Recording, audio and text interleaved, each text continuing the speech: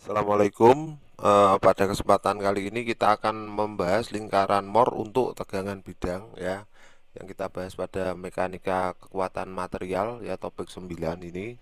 Oke, marilah kita bisa langsung mulai saja ya.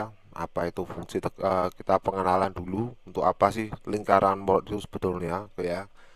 Eh, lingkaran Moore itu adalah ya, jadi lingkaran Moore itu digunakan untuk memprediksi prinsipal stres ya, tegangan utama yaitu tegangan maksimal dan minimal pada suatu struktur ya, melalui transformasi tegangan yang kita buat ya. Jadi transformasi tegangan itu telah kita bahas pada pertemuan sebelumnya ya. Jadi kalau kita lihat, kita sebagai pengingat lagi, ini transformasi tegangan ya, kita memiliki komponen-komponen tegangan ya, tegangan yang diuraikan pada suatu elemen ya. Ini tegangan normal, ini tegangan geser ya. Tegangan normal itu lambangnya sigma, tegangan geser itu tau ya. Maka di sini kita transformasikan sebesar pada sudut besar delta P. Nah, kalau Anda lupa, transformasi tegangan itu apa? Dari transformasi tegangan itu misalnya kita memiliki aplikasinya ya, aplikasinya misalnya pada suatu bejana-bejana berbentuk silinder, bejana-bejana berbentuk tabung ya, tabung gas dan sebagainya, tabung penyimpan air ya, itu dia menggunakan transformasi tegangan. Lalu serat-serat kayu ya, jadi kayu itu kan seratnya tidak seragam. Nah, itu ada beberapa tempat yang perlu kita gunakan teori-teori transformasi tegangan seperti ini. Oke ya, jadi ini tadi sudah saya sampaikan, kalau ini dirubah menjadi suatu koordinat baru, y aksen dan x aksen ya, di sini digambarkan oleh A dan B ya. Maka kita lihat dulu konstruksi lingkaran Moore ya. Konstruksi lingkaran Moore itu seperti ini ya. Jadi di sini ada koordinat x dan di sini ada koordinat y yang menyatakan diameter dari lingkaran Moore tersebut dari titik O ya. Lalu di sini ada sumbu vertikal ya, yaitu dia tegangan geser, dan sumbu horizontalnya itu berupa tegangan normal ya. Di sini maka tegangan geser yang terjadi pada XY ya, di sini ini digambarkan di sini. Lalu Y itu adalah tegangan normal pada ini dan tegangan geser. Koordinatnya kita perhatikan lagi ya. Lalu di sini jari-jari, bukan jari-jari ya. Di sini ada dari sudut perpindahan transformasi tegangan ini yang ada di sini. Ini dua kalinya, dua theta ya. Ini ada satu jarak ya, dimana di sini adalah setengah dari tegangan pada tegangan normal pada arah x dikurangi tegangan normal pada arah y ya.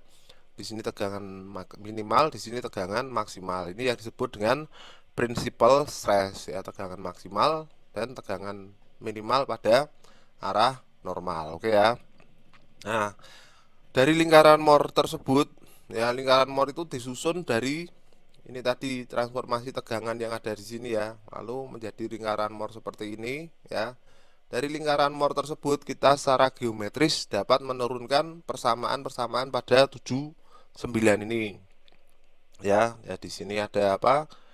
Tegangan normal yang ditransformasikan ya, dikurangi dengan tegangan rata-rata ya, di mana tegangan rata-rata itu adalah tegangan pada arah normal, tegangan normal pada arah x dan y dibagi dua. Nah, lalu di sini ada jari-jari dari lingkaran Moore ini ya. Ini adalah tegangan rata-rata, tegangan average kuadrat tambah ini ya, secara geometris hukum Pitagoras ini tambah ini kuadrat ditambah ini kuadrat diakarkan, hasilnya adalah R ya.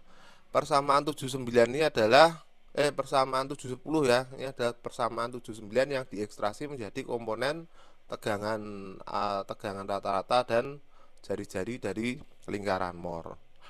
Oke. Nah, lalu di sini untuk melihat sudut transformasinya ya, transformasi tegangan, ini kita bisa menggunakan persamaan 712 dan 715. ya. Anda pelajari lagi ini apa, bisa agak kita amati lagi ya. Ini transformasi ya, koordinatnya sama, tetap sama yang gambar tadi di atas ya, gambar 715. Oke. Nah, lalu di sini kita bisa lihat bahwa untuk tegangan-tegangan ya, tegangan-tegangan koordinat yang Y, di mana suatu transformasi tegangan atau suatu elemen di sini, kecenderungan elemen tersebut untuk memutar ya, memutar atau memberikan torsi ya, torsi pada suatu elemen itu bisa kita lihat di sini ya. Di sini kalau di sini apa? Eh, saya zoom lagi ya. Di sini ada tegangan tarik, sementara tegangan gesernya ke arah sini, maka yang maksimal di sini, maka struktur tersebut akan cenderung berotasi berlawanan atau searah dengan jarum jam. Oke ya. Ya, jadi kalau kita lebih cermati lagi pada gambar di sini ya, ini kita bisa lihat bahwa ini adalah eh, sumbu X ya, bukan sumbu X ya, titik titik X dan titik Y dan titik X ini. Sementara ini adalah titik Y dan titik X setelah ditransformasikan sebesar 2 theta. Nah, transformasi ini juga mewakili ini koordinat baru yang terbentuk dari transformasi tegangan yang di sini. Ya, jadi misalnya kita punya tegangan awal seperti ini, status tegangan seperti ini, state of stress-nya seperti ini, kita transformasikan pada koordinat A dan B untuk mencari tegangan maksimal dan minimalnya, ya, tegangan normal maksimal dan tegangan minimalnya. Lalu ini bisa kita transformasikan lagi satu kali lagi ya, sebesar theta ini ya, untuk mencari koordinat ini x aksen dan y aksennya ini ya.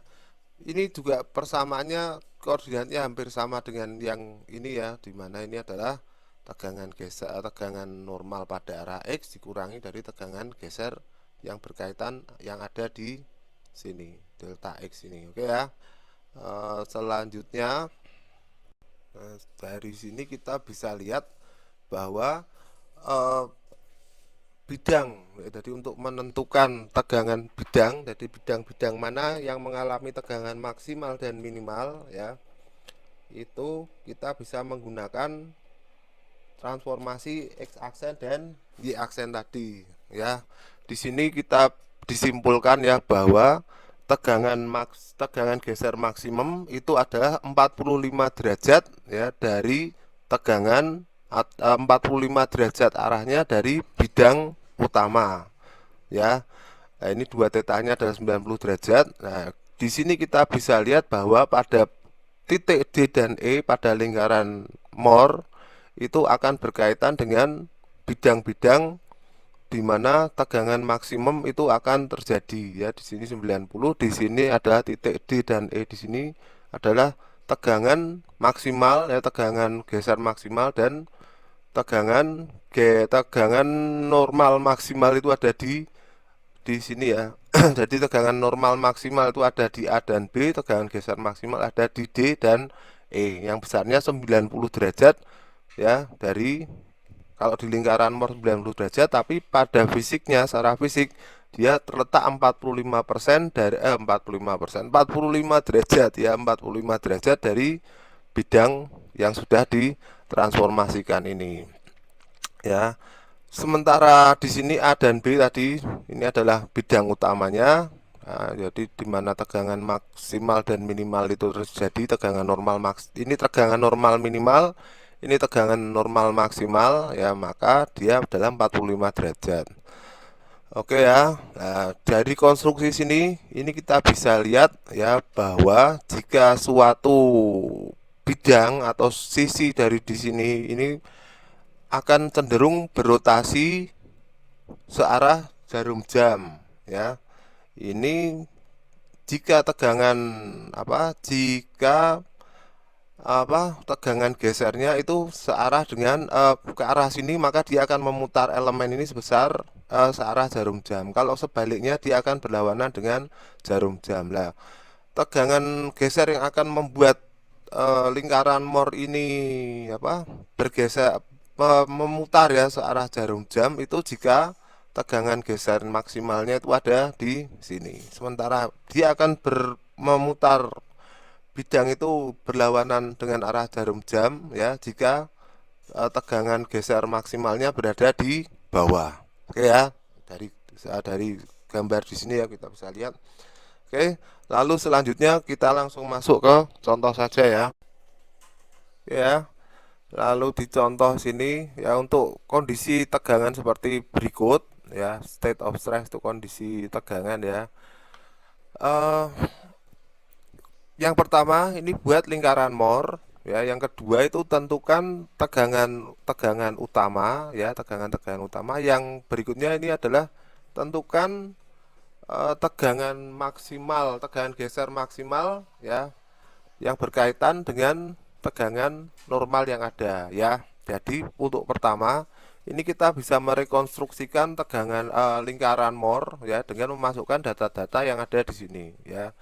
Ya, kalau di sini ini adalah tegangan geser.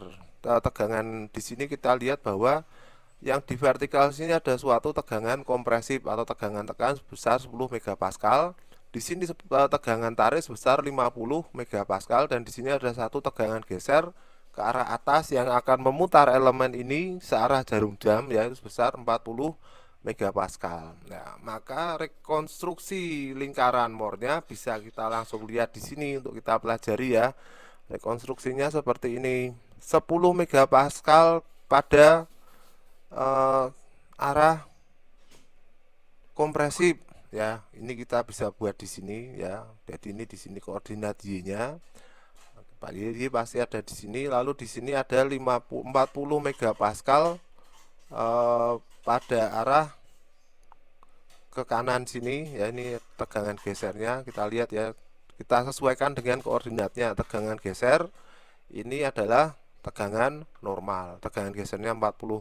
Lalu di sini ada lagi satu tegangan normal sebesar 50 megapascal. Jadi ini kita gambarkan dari O sampai ke titik X ya, 50,0 ya, 50,0 koordinatnya 40, berarti 50,40 jadi X-nya ya, X-nya ini 50, 40, 50. Maka berikutnya langsung bisa kita hitung saja di sini. Tegangan average atau tegangan rata-rata itu adalah tegangan normal pada arah X, tegangan normal pada arah Y dibagi dengan 2. Makanya hasilnya adalah 20 megapascal. Oke ya. Nah, karena sisi-sisi dari bagian yang di bagian segitiga yang di shading ini ya. Nah, maka kita bisa mencari besarnya CF ini ya, CF sama dengan ini kita cari saja dengan menggunakan geometri secara geometri ya, 20 megapascal di sini letaknya itu ada di sini. Berarti C sama F itu adalah 50 dikurangi dengan 20 sama dengan 30 megapascal. Lalu di sini Fx itu adalah 40 ya, jelas ya, tadi sudah digambarkan langsung saja.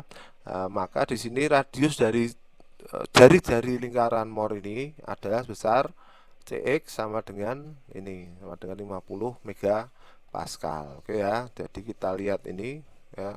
Kita membuat konstruksi ini kita pakai acuan lingkaran Moore yang umum di sini ya. Jadi di sini tegangan minimalnya berapa, di sini adalah tegangan maksimalnya. Oke ya. Dari apa? Dari konstruksi lingkaran Moore ini kita bisa lihat bahwa tegangan maksimal ya, tegangan maksimal di sini sama dengan OA ya. OA di OA OKA ini tegangan maksimal sama dengan OC ya, OC dikurangi dengan ini OC di sini ditambah dengan CA, sorry ya. Ini maksimal di sini tambah CA sama dengan 70 megapascal. Berarti di sini 50 ditambah 20. 20-nya tadi yang ini ya tadi ya. Ini karena apa?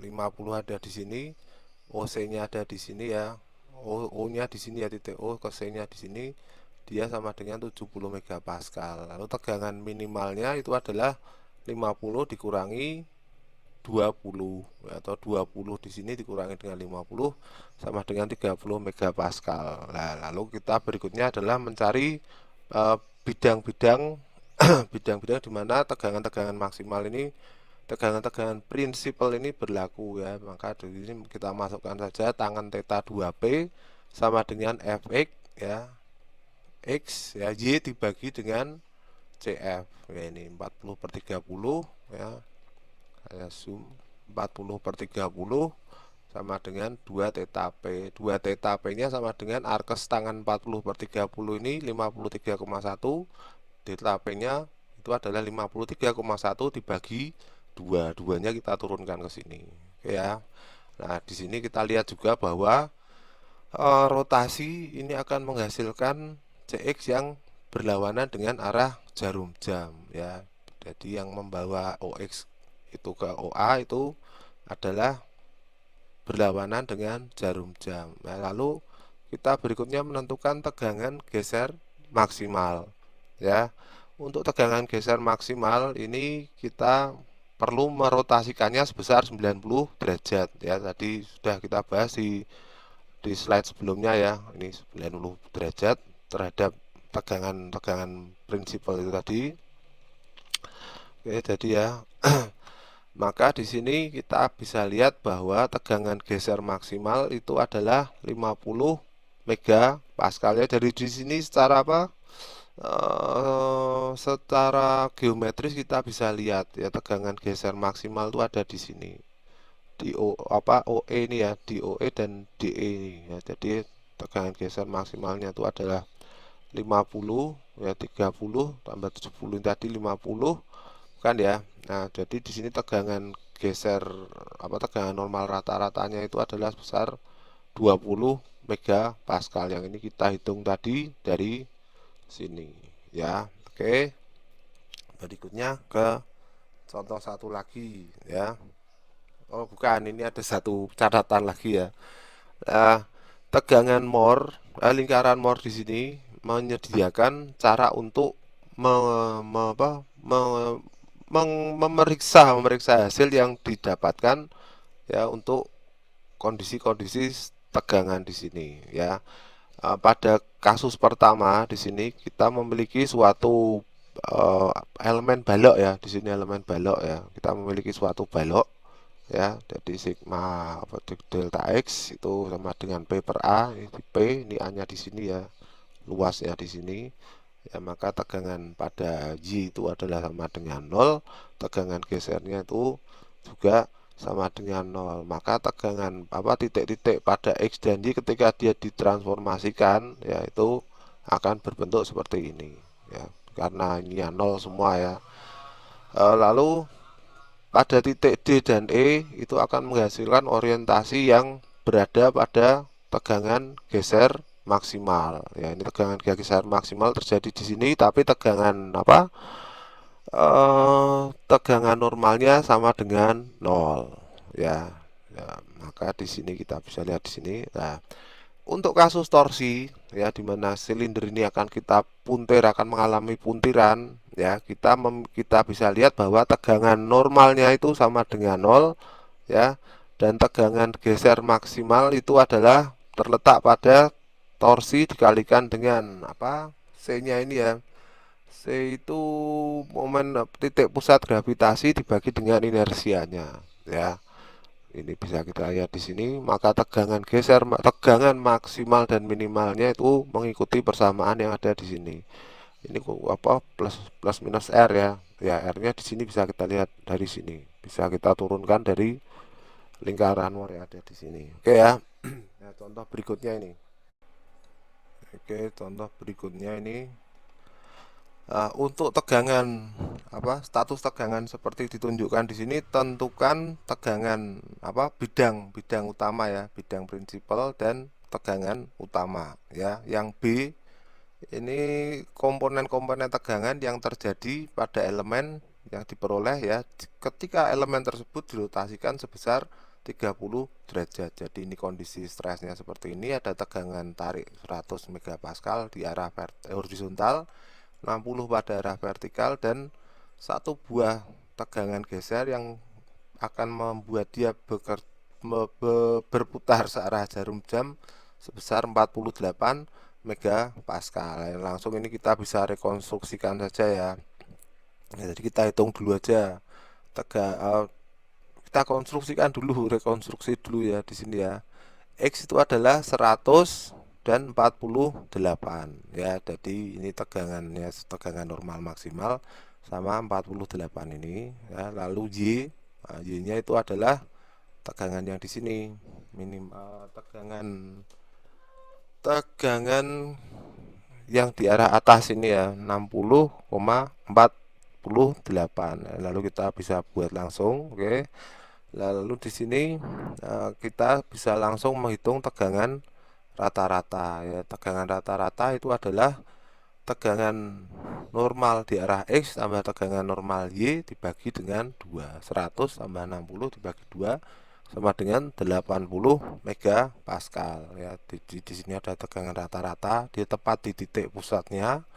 Lalu kita tentukan di sini besarnya jari-jari di sini adalah CF kuadrat ditambah dengan ini Fx kuadrat ya, diakarkan ya, hasilnya adalah 52 megapascal. 52 megapascal itu ini ya, ini besarnya 52 megapascal. Oke.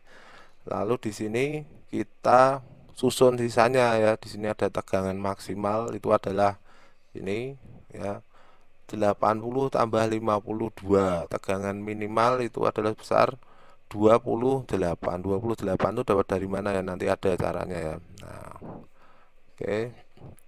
Nah, lalu di sini kita akan mencari tegangan utama dan bidang utama ya. Ketika kita rotasikan diameter XY ini ya, diameter XY itu searah jarum jam sebesar 2 theta P ini ya, sampai dia menempel pada diameter AB ya, sampai dia nempel ke sini ya, kita akan dapat, kita bisa menggunakan persamaan ini, tangan 2 theta P sama dengan Y per X ya.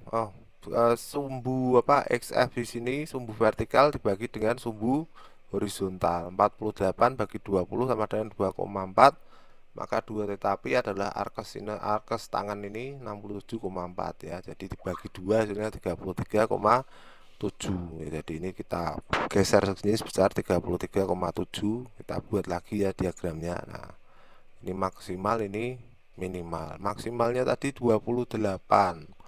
28 ini kita peroleh secara geometris kayaknya ya, di sini berapa ya. Jadi kalau kita membuat tegangan maksimal dan minimalnya ini 132 ya. Lalu di sini 132 dikurangi dengan diameternya ini, diameter AB. Ya, panjangnya AB di sini sama dengan panjangnya XY ini ya. XY di sini adalah berapa tadi? XY itu bentar ya, XY 60,48. Berarti di sini 100, di sini sampai 60, 40 ya. 40. Berarti apa? Ini dikurangi dengan diameternya di sini ya sebesar 40 ya, hasilnya 28 ya. 28 nanti kita lihat lagi, oke.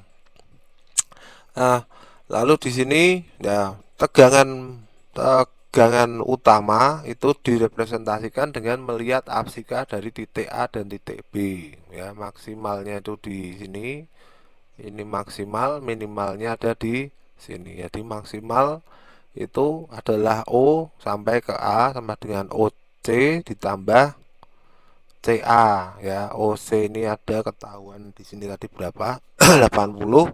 CA-nya di sini 52, 152, 132. Nah, tegangan minimalnya itu adalah sebesar OB. OB ini diperoleh dari mana? OC ya. OC dikurangi dengan BC. BC-nya tadi mana? OC dikurangi dengan BC ini ya. OC di sini, OC di sini dikurangi dengan BC. BC tadi adalah 52. Ini ya R-nya ya, 52. Ya, makanya dia dapat 28. Ya, itu tadi terjawab ya dari mana. Ya, ini rotasinya akan terjadi adalah rotasi yang searah jarum jam, makanya dia ada di bawahnya sini. Oke.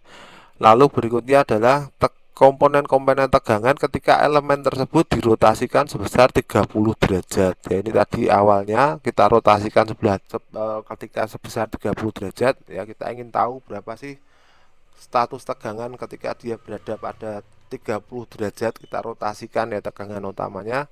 Nah, di sini kita bisa langsung saja dari di sini kita bisa rekonstruksikan langsung ya. Jadi besarnya 30 derajat itu 180 kurangi 60 ya. Maka 2 tetanya itu adalah 60 karena 30 ya. 2 teta kali 2 kali 30 sama dengan 60 ya. Maka di sini kita lihat bahwa sudut ini ya, sudut di sini itu adalah 180 dikurangi dengan 60 ya sama dengan 67,4. Di sini sudutnya ini 67 dikurangi 67,4, 180 ya dikurangi 2 theta tadi 60 dikurangi dengan 67,4. 67,4 sama dengan 52,6. 67,4 ini kita dapat dari ini 2 theta ini ya, 2 theta yang di atas tadi ini. Nah, ya 27 ini 67,4. Lalu dari sini kita bisa lihat tegangan tegangan normal pada arah X setelah ditransformasikan sebesar 30 derajat ya, itu sama dengan O sampai dengan K. K ini adalah titik baru yang dibuat di sini ya, kaitannya sama ini. Awalnya kan tadi di sini ya, ini kita rotasikan 30 derajat ke sini ya. Sama dengan OC ya dikurangi dengan KC ya. OC itu adalah 80, O sampai C tadi di sini 80 ya, sudah diketahui ya OC di sini 80. Lalu dikurangi dengan KC. KC itu sama dengan R di sini ya. Kita koskan sebesar 52,6. Jadi tadi ini berapa tadi? R-nya itu adalah 52 ya, R-nya 52,6. Tadi mana R? 52 derajat ya, 52 derajat kita geserkan sampai menjadi pada sudut 52,6. Hasilnya ini 48,4.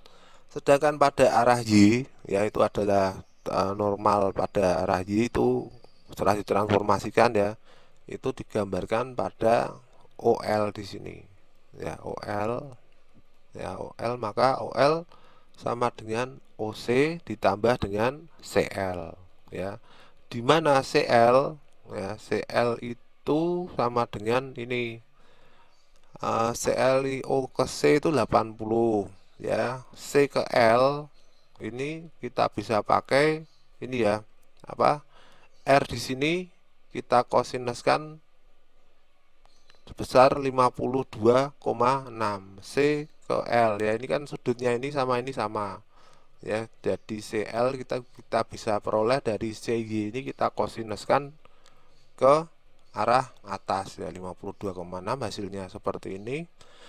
Nah, lalu untuk tegangan geser maksimalnya ya, tegangan geser maksimal itu kita peroleh dari KX aksen ya. Jadi K sama X aksen ketika dia diputar di sini. KX aksen ya. KX aksen sebesarnya berapa?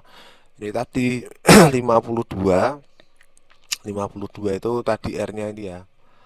R tadi 52 ya. Sementara dia berada di sini, jadi langsung kita transformasikan saja ke sinus ya, kita pakai komponen sinusnya 52,6, hasilnya 41,3 ya.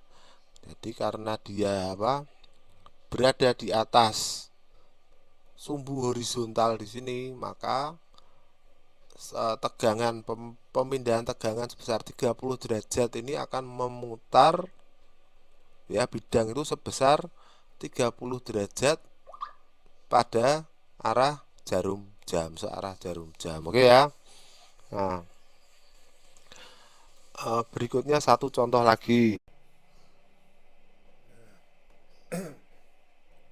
Nah, di sini ya, suatu tegangan geser bidang ya terdiri dari tensile stress atau tegangan tarik sigma 0. Sigma ini sebesar 8 kilo PSI KPSI ya. Ini yang terjadi pada arah horizontal bukan vertikal ya. Ya, dan suatu tegangan geser yang tidak diketahui sebesar delta theta 0 ya, ini apa tau 0 lah ya. Dimana tentukan di sini besarnya tegangan geser ya, yang mana apa tegangan geser tegangan normal terbesar itu adalah 10 KSI, yang B tegangan geser yang berkaitan dengan status tegangan yang seperti ini. Oke ya. Yang pertama kita konstruksikan dulu lingkaran Mohr ya. Kita asumsikan bahwa tegangan geser pada tegangan geser yang terjadi itu seperti berikut. Tegangan gesernya berarti ini ya, tegangan maksimalnya di sini. Oke, 10. Tadi kan ini tegangan maksimalnya 10 ini ya. Lalu untuk tegangan geser yang di sini pada permukaan yang tegak lurus pada sumbu X itu akan cenderung memutar elemen tersebut itu pada searah jarum jam ya, ke sini ya berarti ya. Ya ke sini.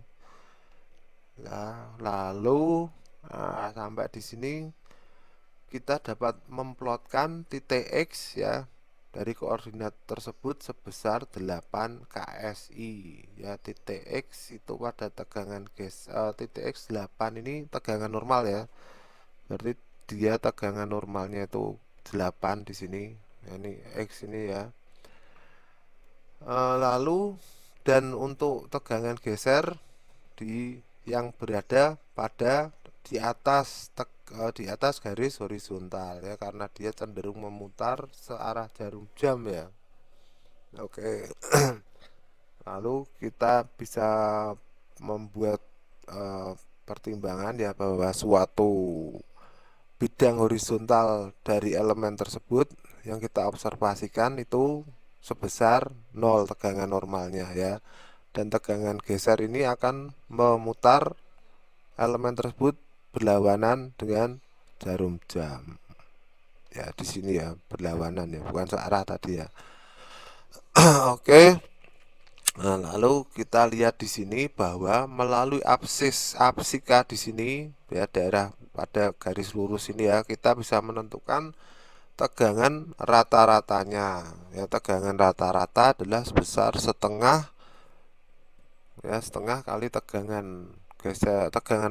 tegangan normal pada arah X ya, pada arah X 80. Tegangan normal pada area Y-nya kan tadi di sini tidak ada ya, 0 ya, berarti ya 0 ya, sama dengan 4 KSI. Lalu di sini radius dari lingkaran itu bisa kita tentukan dengan melalui pengamatan lingkaran Mohr di sini ya. Di sini tegangan normal maksimumnya itu adalah 10 KSI ya, 10 KSI. Di sini tegangan rata-rata, ini tegangan maksimalnya 10 KSI. Ya, maka dari sini kita bisa menentukan titik A ya. Titik A dari lingkaran Mohr ini adalah sebesar ini titik A dari titik A. Nah, dari titik A di sini kita bisa lihat bahwa tegangan maksimal itu ya 10 ini tadi ya, sama dengan tegangan rata-rata di sini 8 KSI ya, ditambah dengan R ditambah dengan R tadi ya. R-nya di sini berapa? Ini tegangan rata-rata, ini R-nya di sini berapa? Ya, jadi kita bisa lihat 10 KSI ya tambah dengan 4 KSI 10 KSI ya, 10 ini sama dengan 4 ditambah dengan R-nya di sini. Ya, jadi R-nya berapa? R sama dengan 6 KSI ya. Lalu untuk menentukan tegangan gesernya ya, kita lihat pada segitiga yang di shading ini ya, CFX. Ya, CFX kita lihat bahwa cos 2 theta ya itu sama dengan CF dibagi dengan R ya. Ya ini pakai persamaan segitiga biasa ya. 4 dibagi 6 hasilnya ini. Lalu tegangan geser yang bekerja pada ini ya, tegangan geser yang di soal di sini ini berapa besarnya? Itu sama dengan R sinus 2 theta P. Ya berarti ada di sini kan tegangan geser kan pada sumbu vertikal ya. Nah, berarti 6 sinus 48,2 sama dengan 4,47. Nah, lalu di sini tegangan geser maksimal. Berikutnya tegangan geser maksimal, koordinat dari titik D mana ya? Koordinat dari titik D. Ya ini menunjukkan tegangan geser maksimal ya tadi sebesar 90 derajat dari tegangan apa? Tegangan normal maksimalnya ya. Nah, maka di sini kalau tegangan geser maksimalnya itu adalah 6 KSI ya, maka 2 tetanya ini adalah 2 teta S sama dengan 2 teta 90 dikurangi dengan 2 teta P. 2 teta P-nya tadi sudah ada tuh di sini 48,2, hasilnya 20,9. Ya, kita konstruksikan lagi ya. Jadi ini sudah terjawab semua. Jadi dengan lingkaran Moore itu kita bisa memprediksi tegangan-tegangan apa saja yang bekerja pada suatu struktur ya, tanpa kita harus menghitung melalui transformasi tegangan yang seperti yang metode sebelumnya, yaitu terlalu menghabiskan waktu ya kalau pakai lingkaran Moore ini udah ada. Nah, kalau Anda mau lebih mudah lagi ya bisa buat koreksi, buat ngecek perhitungan Anda itu secara online di situ banyak. Kalau Anda mau cari konstruksi lingkaran Moore ya tadi tinggal Anda masukkan data-datanya aja. Nanti oleh internet itu online ya, nanti akan keluar secara otomatis tegangan maksimal berapa, tegangan geser maksimal berapa, ada semua. Oke ya, mungkin pertemuan kali ini bisa kita pembahasan topik kali ini bisa kita cukupkan sekian dulu ya. Sekian dan terima kasih. Wassalamualaikum warahmatullahi wabarakatuh.